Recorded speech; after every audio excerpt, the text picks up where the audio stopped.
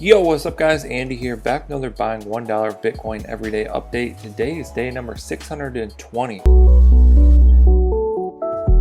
Okay, so here we are on Cash App. This is the app that we use to invest in Bitcoin every day. Today is the 620th day in a row. If you aren't familiar with this experiment or Cash App, definitely check out the other videos on my channel. They explain everything. You can also sign up with the link in the description and get $5 for free. Let's go ahead and hop to the investment tab, which is the squiggly line in the tab bar. We got stocks and then Bitcoin. We want to be on the Bitcoin section. So Bitcoin currently at $11,359, down about 0.5% today. Let's scroll down here, see if we have any news.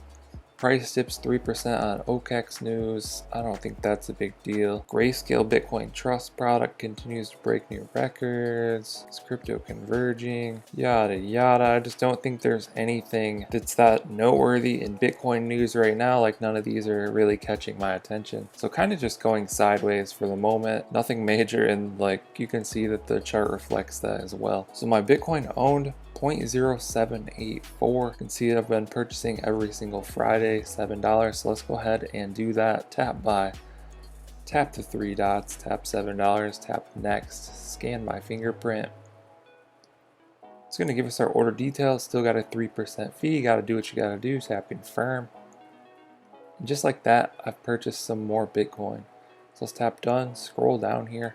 I'm now at 0.079 Bitcoin, so added a little bit to my balance there. Scroll back up here, do the math. $897.98.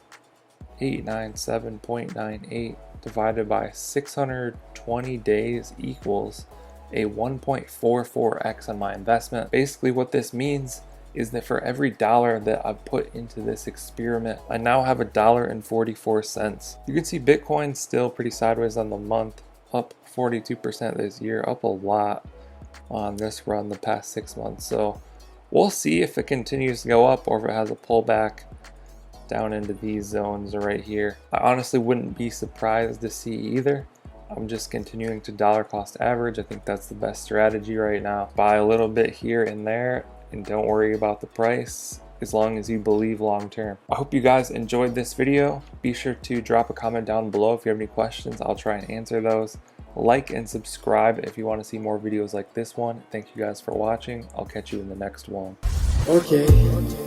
Don't blame your problems on the past. Go hard. You might wear